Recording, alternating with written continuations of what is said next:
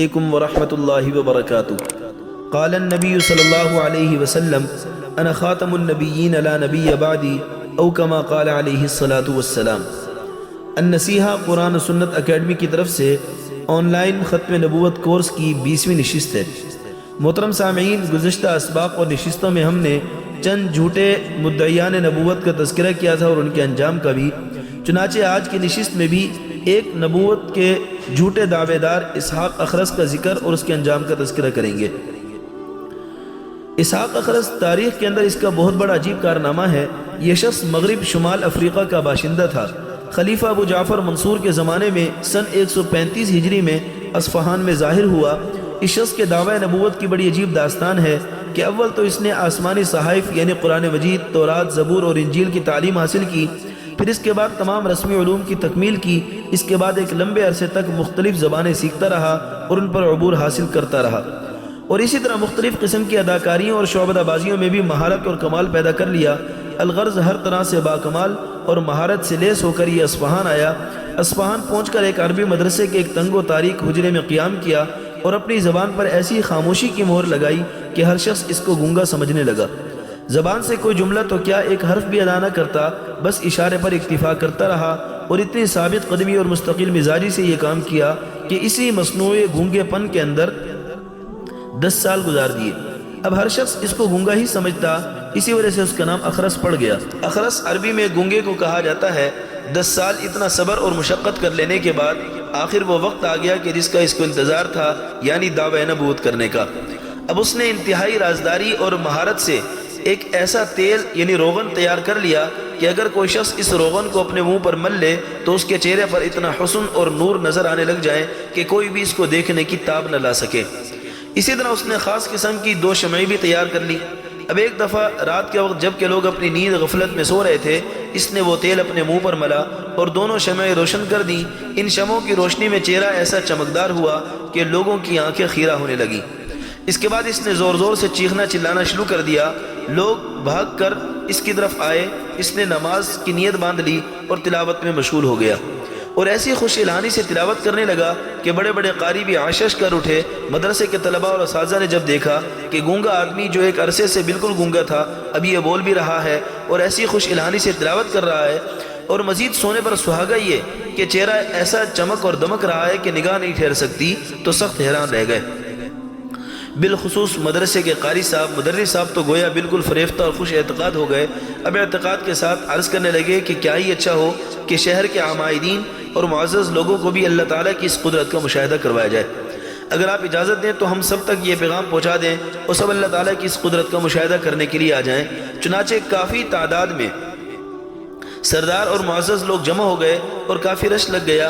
مگر جب یہ دروازے تک پہنچے مدرسے کے دروازے پر، تو کیا دیکھا کہ دروازے پر تو تالا لگا ہوا ہے.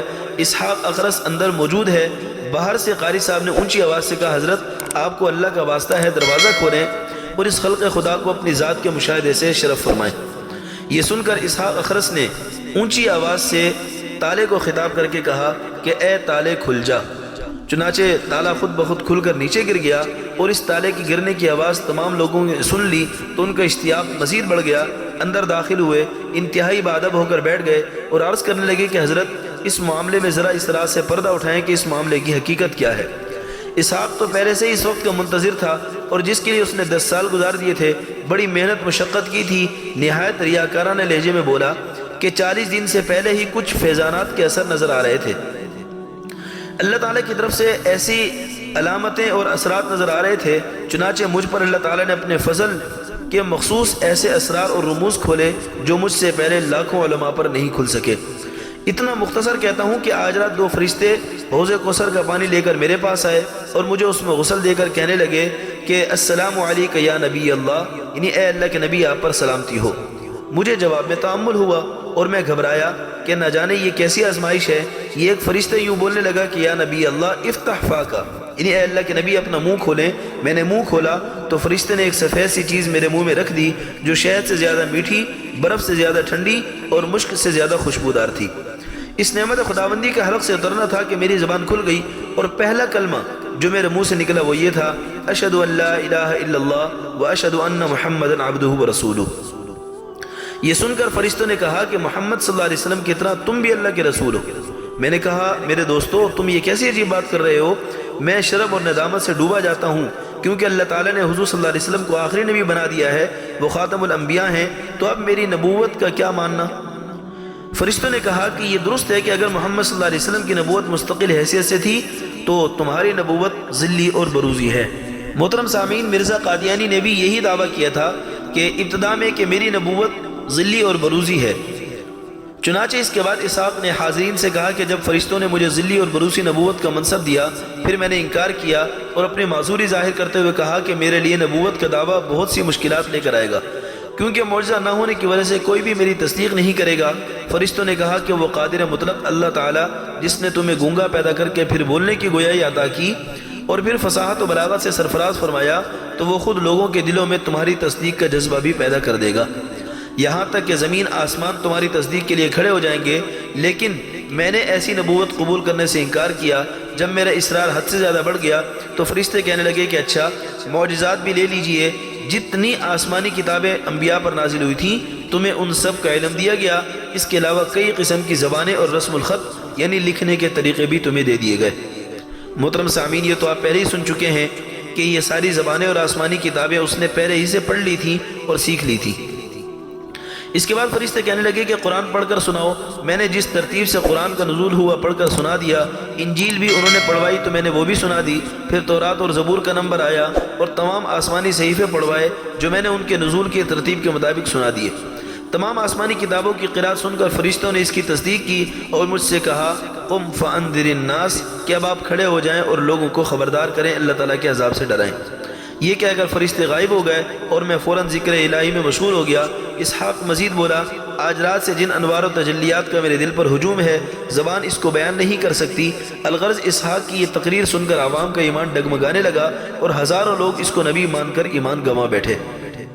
لیکن جن لوگوں کے دلوں میں ایمان تھا، دل نور ایمان سے منور تھا، وہ اس کے دھوکے میں نہ آئے، بلکہ ان لوگوں کو بھی سمجھایا کہ دیکھو یہ دجال اور کذاب ہے، اس کے دھوکے میں مت آؤ۔